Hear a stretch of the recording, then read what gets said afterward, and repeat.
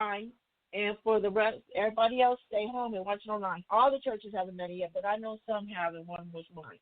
Okay. In addition, you can avoid spreading your own germs. Okay, this is what Vicky was talking about earlier.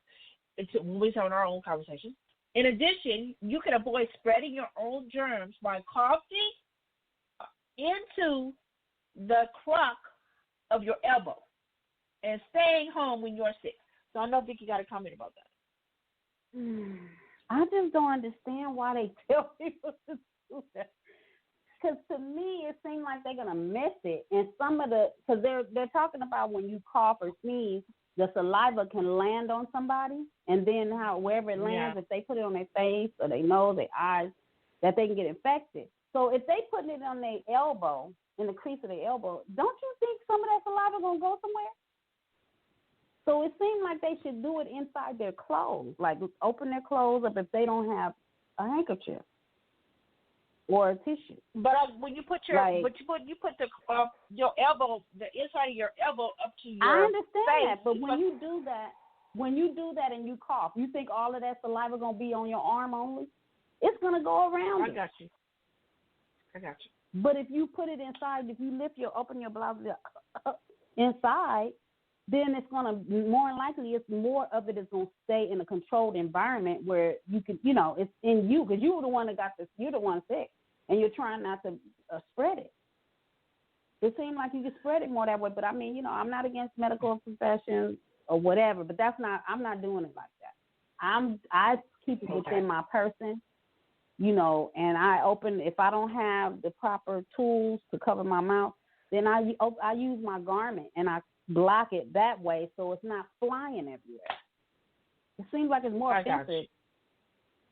But anyway, I got you. That's my opinion. So let us move on. That's Miss Vicky's opinion. We'll not DJ Dick. That's Miss Vicky's opinion. Yeah. We'll continue to share about the coronavirus because it ain't going nowhere anytime soon because everybody is on lockdown. I'm being funny but serious. We all on lockdown. We got to do social distancing. We got to fit our house. Can't nobody go nowhere. I'm like, boy, it's gonna be rough for me. I would be transparent. This gonna be rough for me, man. So anyway, moving on, census, and then we're gonna go into our topic. Census, everyone. We will be sharing a little bit about the census all month until it's over. We're just going to share a little at a time. So today we're going to just say what is the 2020 census, and then I'll let Vicki share her connection to it. What is the 2020 census? The 2020 census counts every person living in the United States and 5 U.S. territories. The count is mandated by the Constitution and conducted by the U.S. Census Bureau, a nonpartisan government agency. The 2020 census counts the population in the United States and 5 U.S. territories, which includes Puerto Rico, American Samoa, the Commonwealth of the Northern Marina, I'm saying that wrong, Northern, and it's spelled Mariana Islands, Guam, and the U.S. Virgin Islands. Each home will receive an invitation to respond to a short questionnaire online, by phone, or by mail between March 12th and the 20th. And that's all we'll share today. And that was what is the 2020 census, and we'll share something every week. Okay, Vicki, you want to share how you're connected? Well, the census is hiring, and they're paying $25 or more an hour for people to work the census. So if you're looking for a job to make some extra money or something to make extra money, then you can go to census. I would put in 2020 census job, and then it should come up. But anyway, yeah, I applied and they called me, and I'm going through my background check, which I know I wouldn't be able to have a job where I'm working at if my background wasn't okay. So I'm just waiting on that to come back, and training starts in May. So those are opportunities if you're interested. You'll work 10 weeks. Training is paid for. They will train you, but they pay you to get trained. And so, yeah, take advantage of the opportunity, people. or pass the word on Okay, to thank those you very that much. need it. Mm-hmm. Thank you very much. And also, we forgot to share that our Pose experience. That's another job. That's another volunteer opportunity. However, you get a stipend. So yes, Vicki and I was doing our community And duty, but we it's also non-taxable. get stipend. And you don't So get taxed, so it's money stipend. that's truly extra money if you do that too. So. And I'm waiting for it to get here. I know it's coming. Okay. And this time they raised it. It was different fee, different pay for the stipend. Before I would get $105 for one day, so we got $100 a day. So for the people that worked 11 days, they got a little bit more. And for the people that worked 6 days, they got 100 days. Some people get paid more than that, but that's just kind of like the minimum, I think. But they had other pay rates as well. But if you're interested, you can always go and register and go to the register recorder or go to the website or call the number and ask them about how you can get involved in working posts. But we're running short in time. We need to move forward. Yes, I'm looking at it. Yes, we finna go. We got 23 minutes. Here we go. I wasn't trying to tell people how much I get there. Goodness, tell it our business, Vicky. Well, you the one told them, not me. I didn't tell them how much time. You just did. You just said short on time. Okay, you're right. Okay. Oh my God, my throat. Hold on. Mayor.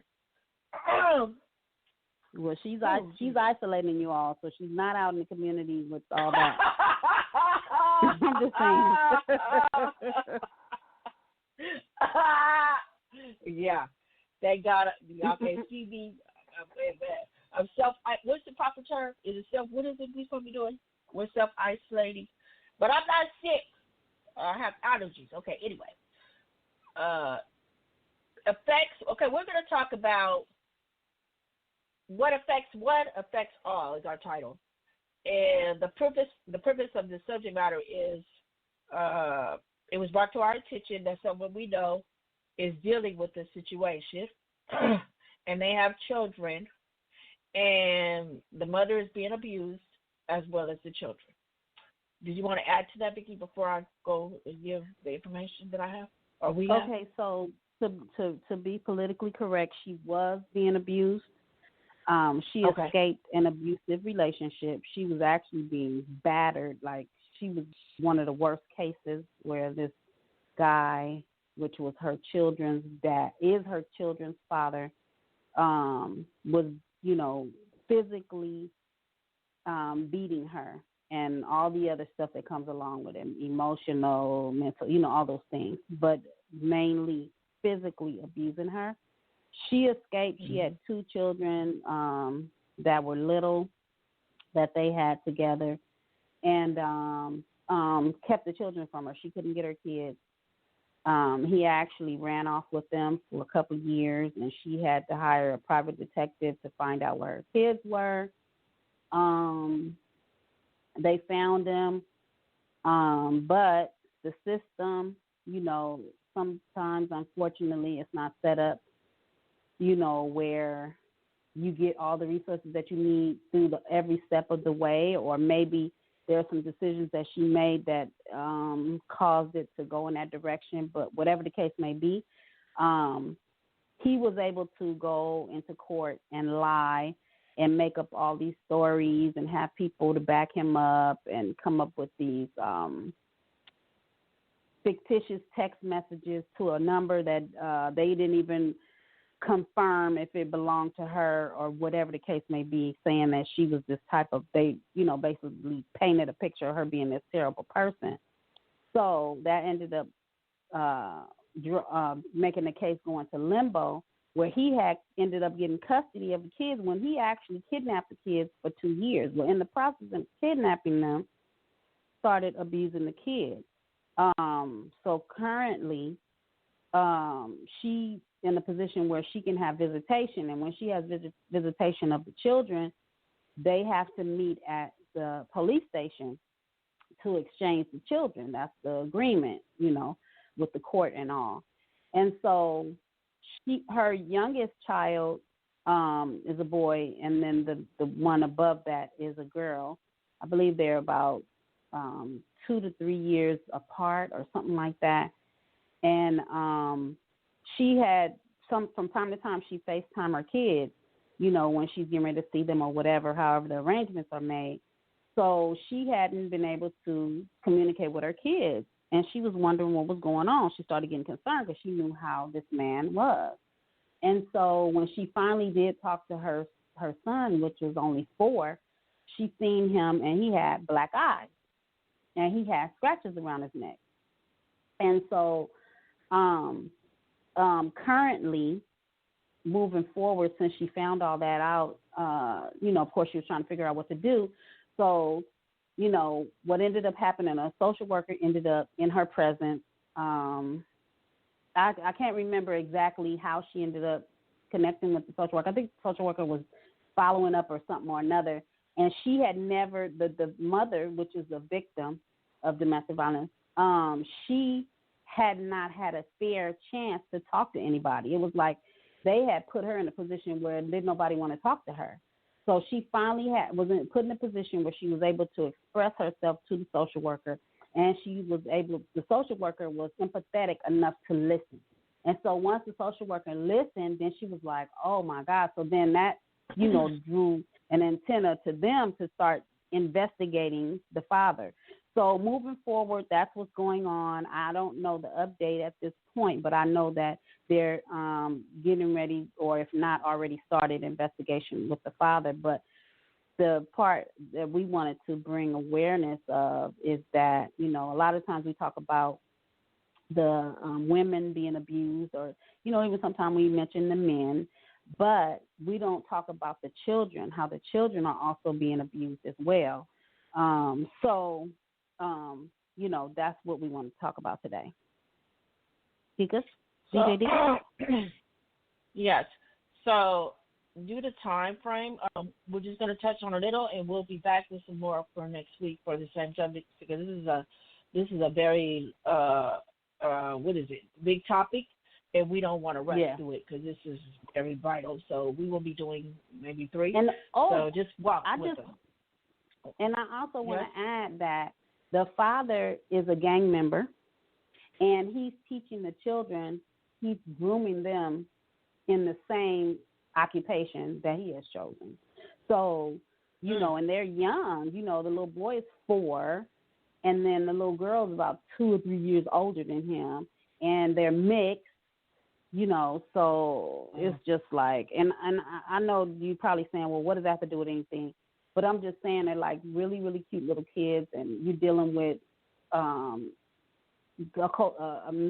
interracial children with that dynamic with their father. Unfortunately, I have to say he's African American, and I'm not saying all African American men are bad.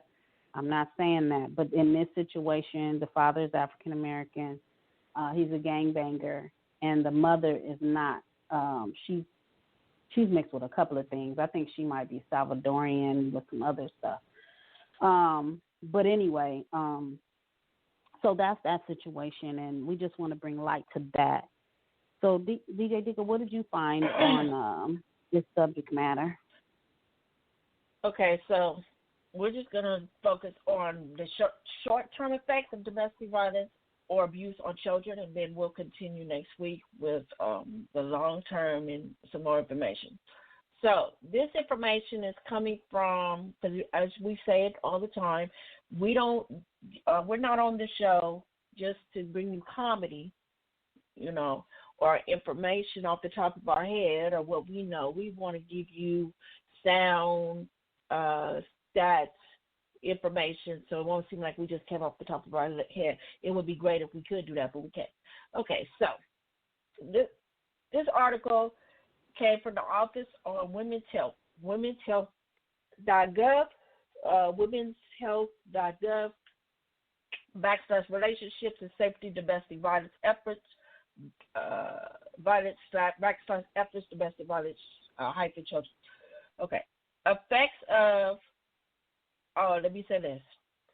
If anyone right now is listening on the sound of our voice and they are in that situation, they need help, call 1-800-994-9662. 9 a.m. And if you cannot remember that, just dial 211. 211